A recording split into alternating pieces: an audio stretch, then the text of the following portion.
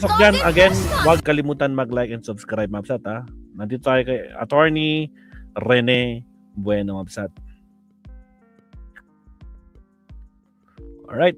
Buenas noches, Sabi niya dito, title niya is Impeachment ni Sara pinapaabante na sa Senado via second mode. Yun, naku po, ito na yung nangyari kanina. Amigas, magandang gabi po sa inyong lahat. Ako po ang yung lingkod, Attorney Rene Bueno.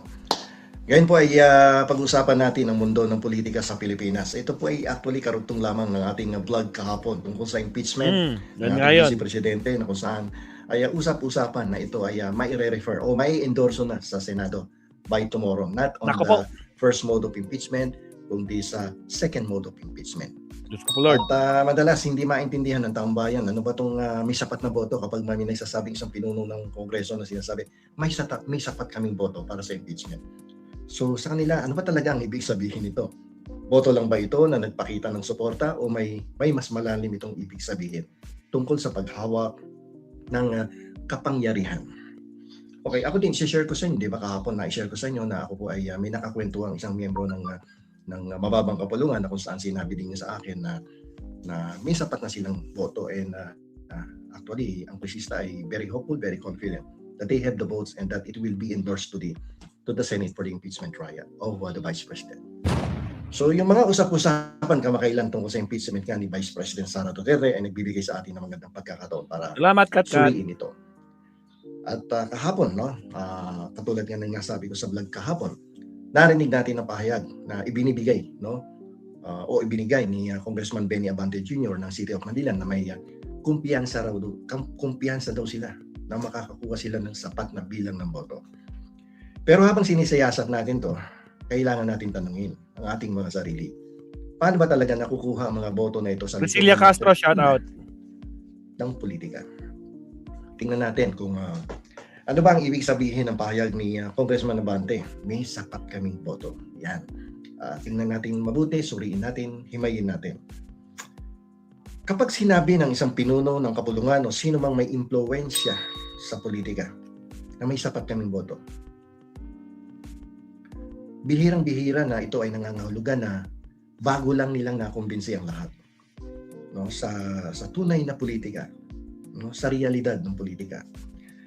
Ang ganito pong pahayag ay halos palaging paalala na mayroon nang nagawang hakbang bago pa man ito sabihin sa publiko. Hindi kasi magbibitaw yan ng pananalita na hindi pa nagkakaroon ng usapan itong mga nakaraang araw. So, lilinawin natin. Ang ibig sabihin nito, yung pagpapahayag ni Congressman Abante at pati na din doon sa nakausap kong isang kongresista, ang ibig sabihin na may sapat kaming numero para sa impeachment ng Vice President Sara Duterte ay may nakausap na sila. Nakipag-usap na sila sa mga mahalagang tao. Ibig sabihin, kung meron mang kumukontra pang iba, nailipat na ang suporta ng ilan. Binaneutralize na. Ang mga posibleng pumigil, definitely, nawalan na ng lakas. Alam niyo po yung mga ganitong usapin, yung ganitong klaseng usapin, hindi po ito biglaan. Ito po ay isang proseso na pinaghahandaan ng matagal. Pinag-uusapan, pinag-iisipan, ito po ay isang discarding sayaw, no, na naganap bago pa man ito mapansin ng publiko. Na iplano na yan kung paano ang gagawin. Doon lang sa pag-file ng first, second, third, and fourth impeachment, mapapansin nyo na po na mukhang may niluluto na may mukhang may special na paraan na gagawin, no, para mapabilis in order to expedite the impeachment process of the Vice President. No, para hindi na dumayan yan sa Committee on Justice na i-determine pa yung sufficiency of form and substance, kompleto na may ebidensya. Diretso na sa Senado yan, no? At so that the Senate will proceed with the impeachment forthwith. Okay, political reality check tayo. Yung sining ng pagbabawas. Isipin niyo po ito sa politika, ang tagumpay ay hindi lang tungkol sa pagkolekta ng suporta. Pantay na mahalaga ang pagpapahina sa kalaban. Imagine niyo, ano ang ginagawa ng liderato na kampi sa administrasyon? Unti-unti pinapahina yung kalaban eh. Alam niyo na ibig sabihin dyan. Nakikita natin ito sa paulit-ulit na mga eksena sa Senado. Halimbawa, nakikita natin ang unti-unting paglayo sa impluwensya ng mga kilalang kaalyado ni Vice President Sara Duterte. Hindi man sila tinatanggal sa pwesto, pero ang kanilang bigat, ang kanilang kapangyarihan ay dahan-dahang nawawala. Nailalayo sila mula sa sentro ng kapangyarihan patungo sa tabi. Oh, it's my tooth! Cavities? Cavities ba to? Baka nga dapat wag ka na lang pumasok. Again, sa mga bagong pasok, huwag kalimutan mag-like and subscribe.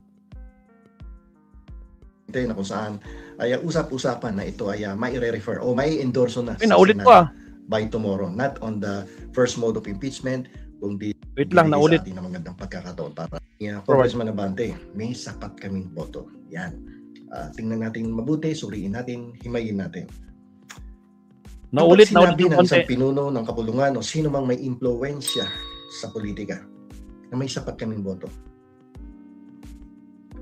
bihirang-bihira na ito ay nangangahulugan na bago lang nilang nakumbinsi ang lahat, no, sa tunay na politika, no, sa realidad ng politika.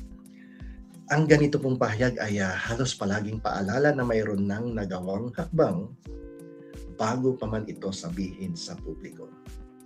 Hindi kasi magbibitaw yan ng pananalita na hindi pa nagkakaroon ng usapan nitong mga nakarang araw. So, lilinawin natin. Ang ibig sabihin nito, yung pagpapahayag ni Congressman Abante at pati na din doon sa nakausap kong isang kongresista, ang ibig sabihin na may sapat kaming numero para sa impeachment ng Vice President Sara Duterte ay may nakausap na sila. Nakipag-usap na sila sa mga mahalagang tao. Ibig sabihin, kung meron mang kumukontra pang iba, nailipat na ang suporta ng ilan. Bina-neutralize na. Ang mga posibleng pumigil, definitely, nawalan na ng lakas. Alam niyo po yung mga ganitong usapin, yung ganitong klaseng usapin, hindi po ito biglaan.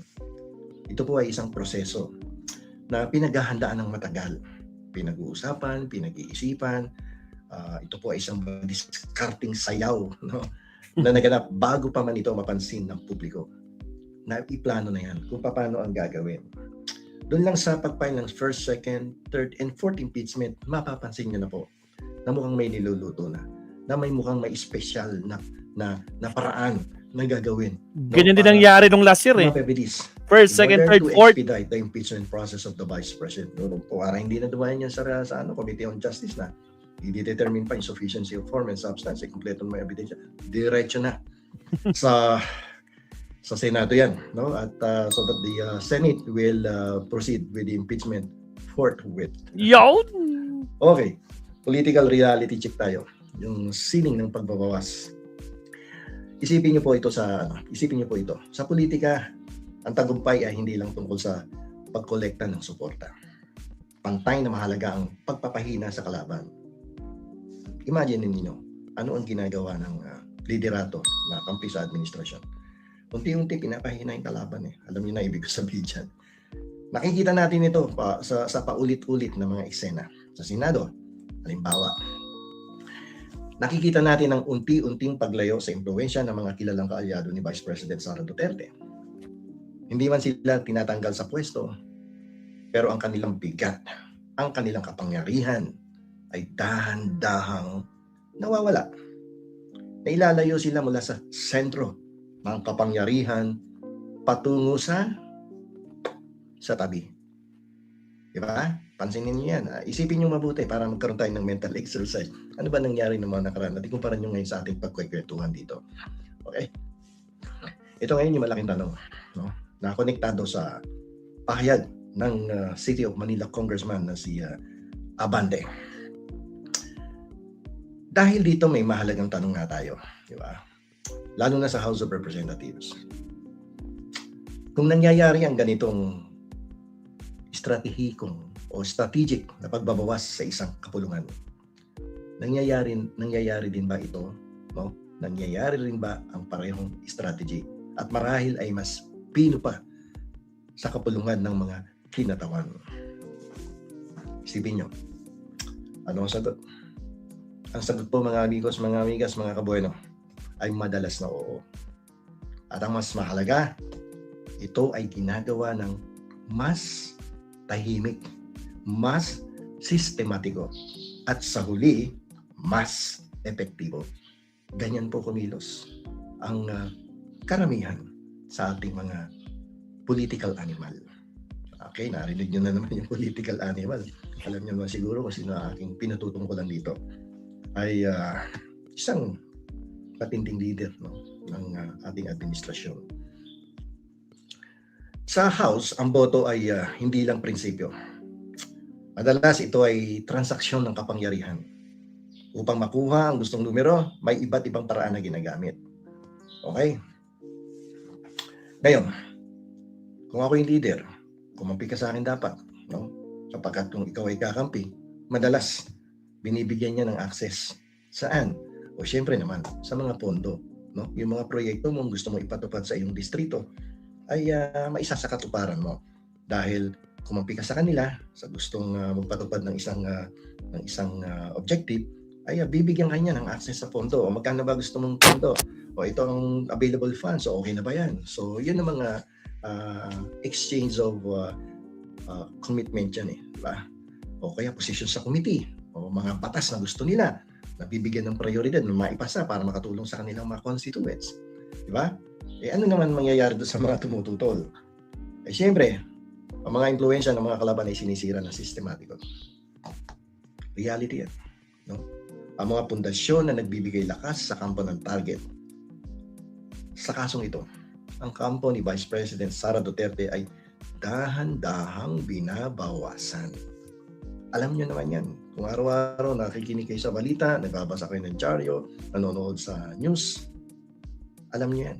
No? Kung paano dahan-dahang binabawasan ang kakampi ng mga oposisyon. Yung oposisyon identified with the former administration. Kaya yung kumpiyansa na ipinapahayag ng mga personalidad tulad ni Congressman Navante ng siyudad ng Maynila ay hindi lang nagmumula sa pagkakaroon ng mga kalyado. Nagmumula ito sa kalkuladong tahimik na pagtanggal sa kakayahang tumutol, no, in relation to the impeachment of the Vice President. Attorney Beno, law and beyond. Learn the law, know your rights. Alright, salamat. Hello, Aloe. Hello, Smoothness. Now, Kaya bukas mga kabsat, talagang aabangan talaga natin bukas, no? Yung magpapayak sa mga garapata. So, yun nga, nakausap ni Attorney Rene, yung isang congressman, na talagang may sapat silang vote. More than 105 votes. Meron sinigurado nila nako. Kaya abangan na natin bukas mga kabsat. Nako po, sigurado mag-iiyak yung mga garapata nito. Okay, shoutout sa mga bagong pasok. Sa naiwan na 277 live viewers, shoutout sa inyo mga kabsat. O ito, puntahan naman natin si Attorney Claire. Pero bago yan, syempre, countdown muna tayo.